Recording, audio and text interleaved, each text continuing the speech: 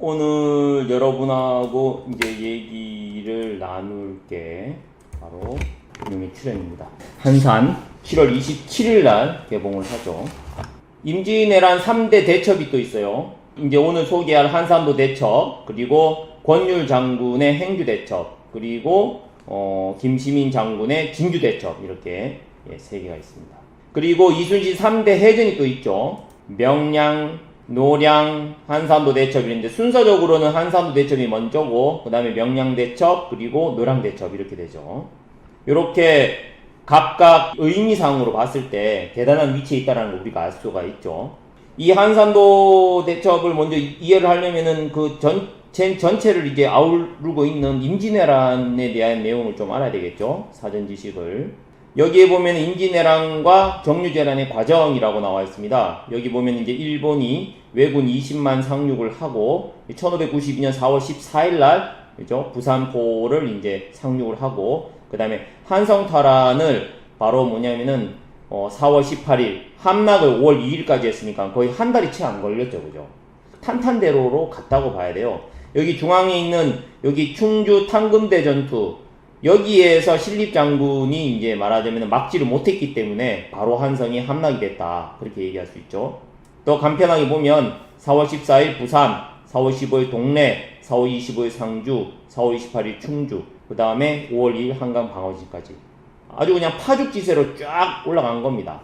이때 이 당시에 거의 뭐 탄탄대로, 그러니까 거의 막 빠른 속도로 갔는데 그만큼 그때 그 당시에 조선시대는 군사나 이런 것들이 되게 열악했다고 봐야 되겠죠. 자, 그러면 한산도 대첩에 대해서 그럼 본격적으로 한번 들어가 볼게요. 여기에 보면은 한산도 대첩에 대해서 이 조원래 교수님이 유명한 이 학자예요. 외국 학자가 이야기한 내용을 이렇게 다시 한번 인용을 했거든요. 뭐냐? 히데요시, 그러니까 도요토미 히데요시의 조선 침략에 사형 선고가 내려진 해전이다. 이렇게 한산도 해전을 이렇게 평가를 합니다. 한산도 해전을 먼저 이제 이해를 하려면 어디에서 전쟁을 벌였느냐가 있는데, 여기 한산도 앞바다 이곳에서 말하자면 전쟁을 벌였어요. 그런데 왜군은 어디에 있었냐면은 요 견내령이라고 하는 곳에 있었습니다. 서로 간에 이제 말하자면 어디서 그 전쟁을 치러야 되는가를 이 간부 회의를 했는데, 다른 게 아니라 당시에 우리의 주력선인 바로 판옥선이 평저선이었기 때문에 그 평저선은 암초나 이런 데 취약했기 때문에 요 견내량이 암초가 많고 다음에 얕았기 때문에 그래서 이쪽 한산도 이 앞바다 이쪽으로 적을 유인을 해서 그래서 협공을 하자, 이렇게 얘기를 하는 거예요. 한산도 대첩 전에 이미 총 7번의 전쟁이 있었어요. 옥포해전, 합포해전, 적진포해전, 사천해전, 당포해전, 당항포해전. 근데 여기에서 다 뭐냐면은 이제 올승을 한 거죠. 우리가 잘 알다시피 32전 32승을 한 걸로 알고 있지 않습니까? 그런데 이 영화상에서 나오는 이 거북선이 나오는 그 해전은 바로 이 사천해전을 얘기해요. 사천해전. 사천해전에서의 뭐냐면 패장 이름이 준사인데, 바로 그 김성규라고 하는 이 배우가 열연을 하는 그게 이제 준사라고 하는 건데, 이제 그 사람이 항복 장수로 나오죠. 그래서 이제 되게 갈등 구조를 내는데, 어떻게 보면은 이순신 장군은 이 옥포해전부터 당항포해전의 이 7차례의 어떤 해전을 통해서 사실은 이 왜군의 어떤 그런 모든 것들을 파악을 했다. 예, 그렇게 봐야겠죠. 예, 이렇게 볼 수가 있습니다. 그런데 갑자기 이제 막 아까 연전연승을 하는 그런 게 나온 거예요. 그러니까 한산해전 이 영화를 이해하는 데 있어가지고 필요한 키워드를 한번 뽑아봤어요. 자, 처음에 얘기했었던 이 와키자카 야스하루를 얘기합니다. 명량이라고 하는 영화에서는 조진웅이가 주연을 했었죠. 그리고 이번에는 변요한이 이렇게 주연을 합니다. 사실 명량 가면은 와키자카가 되게 겁먹어가지고 나오는 거 기억나십니까? 이순신을 만만하게 보면 안 돼, 막 이렇게 얘기하잖아요. 다른 게 아니라 이 한산대전을 한번 겪었기 때문에, 이순신을 겪었기 때문에 그렇게 이제 주의를 하게 되는 것이죠, 사실. 그래서 와키자카 야스라고 이런 말을 했답니다. 내가 제일로 두려워하는 사람은 이순신이며, 가장 미운 사람도 이순신이며, 가장 좋아하는 사람 이순신이며, 가장 흠모하고 순수한 사람도 이순신이며, 가장 누이고 싶은 사람도 역시 이순신이며, 가장 차를 함께 하고 싶은 이도 이순신이며. 이 사실 이제 일본인들은 좀 이런 게 있어요. 우리가 잘 알고 있는 안중근 의사. 안중근 의사도 옥중에서, 그죠? 그 이 간수였던 그 일본인에게 뭐냐면은 그 뭡니까 존경을 받고 막 그러잖아요.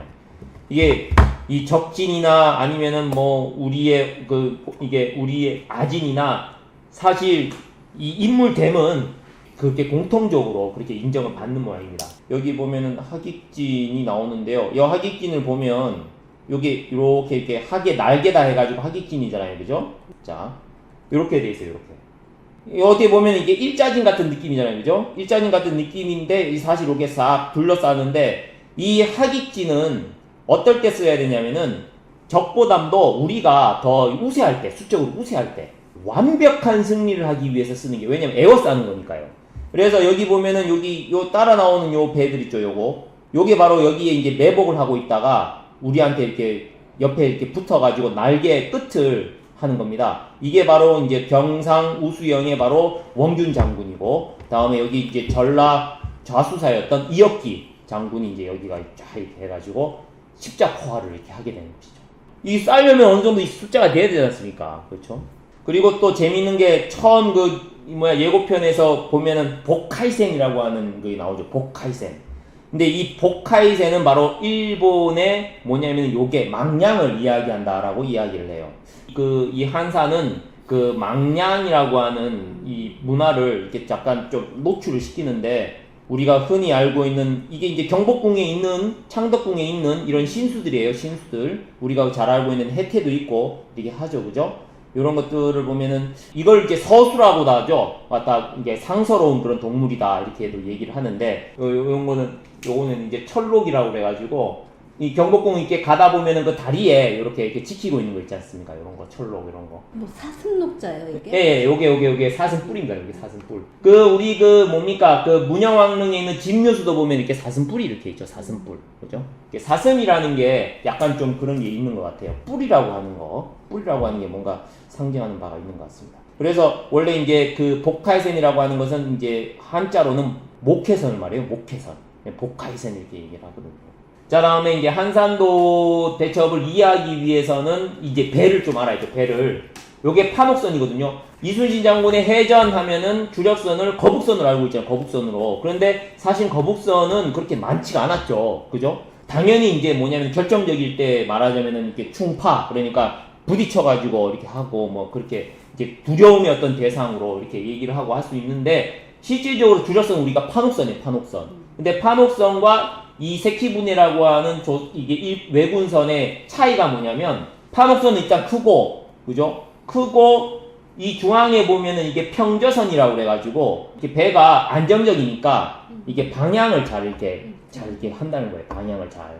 이 판옥선을 보면은 이 양옆에다가 화포 문을 이렇게 만들어 놓고 아까 하객진이 왜 성공할 수 있었냐면은 이 판옥선이 평저선이기 때문에 이 약간 뭐냐면은 이 180도 이렇게 회전이 조금 용이했던 거예요. 이 영화상으로는 봤을 때는 완전히 한 자리에서 탁탁 이렇게 돌려가는 건데 요거는 약간 좀 역학적으로 안 된다라고 그렇게 전문가들은 얘기하는데 일단은 여하튼 이 판옥선은 이렇게 이게 된다는 겁니다. 그래서 세키분해는 보면은 요게 첨저선이라고 그래가지고 요거는 속도가 아주 빠른 거예요. 속도가. 그리고 작은 선이란 말이에요. 작은 배란 말이에요. 그래서 얘네들의 주 작전은 뭐냐면은 월선, 즉 옆에 갖다 붙어가지고 백병전으로 이렇게 하는 거고, 그 다음에 우리나라는 뭐냐면 화포를 가지고 이제 쓰는 거예요. 그러니까 뭐냐면 외군한테는 말하자면은 시간적인 뭐냐면은 이 시간 싸움이 되는 거예요. 시간 싸움. 다른 게 아니라 이 한산도 대첩은 결국에는 시간 싸움이었는데 이 판옥선이 방향 회전을 하면서 왜냐면 화포 한번 쏘면은 장전하는데 시간이 걸리지 않습니까? 그걸로 해가지고 월선 해가지고 넘어가려고 그랬는데 방향 틀어가지고 화포를 쏴버리니까 바로 그러니까 돌아가는 시간하고 장전하는 시간을 맞춰가지고 얘네들은 말하자면 이렇게 얇았어요. 되게 선체가 왜 그런가 빨라야 되니까 가벼워야 되잖아요. 그러니까 우리 화포가 보면은 이런 거 여기 이제 한산해전이라든지 명라해전이라든지 이런 걸 보면 우리 포는 뭐 이렇게 뭐 이런 뭐 둥그러미 해가지고 화포도 있었지만 이런 뭡니까 대장군전, 장군전 이런 것들이 뻥뻥 나가고 하면은 그냥 아작을 내버리는 거예요. 배를 아작을. 이해가 되겠죠? 한산도 해전이 그래서 가능했었다. 그렇게 얘기를 할 수가 있어요. 그러니까 이런 것들을 보면은 모든 것들이 그냥 그렇게 막 아무렇게나 막 해가지고 되는 게 아니죠. 이런 모든 것들이 다 이순신 장군은 그렇게 얘기하는 것이죠. 적을 알고 나를 알면 백전백승이다. 그런 얘기를 하는 것이죠. 7번의 해전을 통해 가지고 적을 알았고, 그 다음에 우리나라의 어떤 현재 상황을 알았기 때문에, 그 다음에 지세, 이런 어떤 그 형세, 이런 것들을 알았기 때문에 승리를 할 수 있었다. 우리가 이런 어떤 판옥선이라든지 함대가 가능했었던 것은 그 예로부터 있었던 이런 조선술에서 비롯되지 않나 싶어요. The world first boat라고 되어 있죠. 바로 뭡니까? 세계 최초의 배란 뜻이잖아요. 바로 BC 6000년. 그러니까 지금으로부터 뭡니까? 그 서기전 이렇게 빼면은 뭡니까? 거의 8000년 전이죠. 그죠? 8000년. 8000년 전부터 우리나라는 바로 뭐냐면은 배를 만든 나라였었다.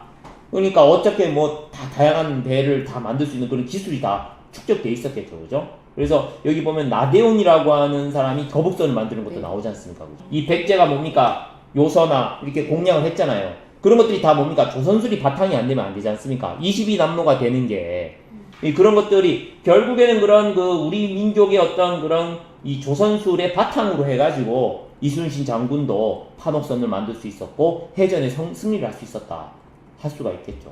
방패연이 나옵니다. 방패연은 알다시피 조선 이순신 장군의 해전에서 신호연이었어. 신호연. 이렇게 보면은 이 방패를 이렇게 띄워가지고 각각의 어떤 공격 아주 치밀했었죠. 그죠? 당시 이제 지금으로 말하면 카톡이죠. 그죠? 저기 뭡니까? 적장 장수에게 카톡을 보내는 겁니다. 야, 이쪽으로 전진을 해라. 이쪽으로. 왜 그런가 하면은 봐요. 이 진이라는 거는 보면 한 명 한 명 사람 이름이 다 적혀 있어요. 사람 이름이. 그러니까 뭐냐면 요 장소에 요 장수가 오지 않으면 이 진은 흐트러지는 겁니다. 그러니까 얼마나 많은 그 연습을 했겠습니까? 진이라는 게. 이게 진이라는 게 이 군사를 할 때 이 진이라는 게 그런 게 있는 거예요. 그런 게. 한 명 하면 우수사 누구가 여기 있어야 되고 이런 것들이 다 이렇게 적혀 있었던 겁니다. 그러니까 이런 훈련을 통해 가지고 이 하객진은 성공을 할 수 있었던 겁니다. 여기까지 일단은 한산해전을 이야기를 했는데 좀 그러니까 야구 같은 거 보면 이렇게 사인 이렇게 하잖아. 그런 것처럼 그죠. 아주 치밀했죠 정말. 대단하죠. 원반각을 또 나타내는 듯한 그런. 원반각 그렇죠. 원반각도 그런 모습. 그래서 사실은 그 이 진이 있는데 일자진도 있고 방진도 있고 원진도 있고 그렇거든요. 그런 것들이 다 원반각을 이렇게 좀 이렇게 갖고서 이렇게 진을 또 구성을 하는 거죠. 그래서 그 진이 이제 무너지면은 이게 군세가 흐트러지니까 이 전쟁은 그런 어떤 신호 체계, 명령 체계 이런 것들이 중요한 거죠. 대오를 맞추고 이런 것들. 임진왜란의 육군의 어떤 그런 졸전을 보고 일본은 그런 생각을 했던 거예요. 원래 그 이 임진왜란에서 가장 이야기하는 게 그거잖아요. 일본 싸움의 승리는 다른 게 아니라 그 적장의 다이묘, 흔히 성주를 말하죠. 그러니까 왕을 잡고 꺾으면 그 나라는 이제 갖는 거거든요. 그런데 당혹했어. 왜? 한성이 왔더니 선조가 의주로 도망간 거야. 이게 도대체 뭐지? 그러니까 일본인들은 처음에 와가지고 그런 문화적인 어떤 충격, 그러니까 처음에는 와가지고 부산포 갔더니 다 이렇게 도망가버리고 완전 무혈입성했지 않습니까? 그래가지고 쭉 파죽지세로 올라갔잖아요. 그 용인전투의 그 졸전 그런 것들도 보고 그런 하찮은 전쟁도 보고 하니까 이 장수들은 되게 뭡니까 어떻게 보면 우리 민족의 어떤 그런 그 이 전략이나 이런 것들이 전무할 것이다 라고 생각을 했었을 것이고 그래서 해전에서의 어떤 이런 모습들에 그냥 당혹스러워했겠죠. 어떻게 보면은 난세의 영웅이 나는 것처럼 이 졸장 중에 이렇게 뭡니까 군계이락 그죠? 군계이락이 나온 거라고 봐요. 그래서 하객진이 좀 더 의미가 있는 것 같기도 하고 그래요.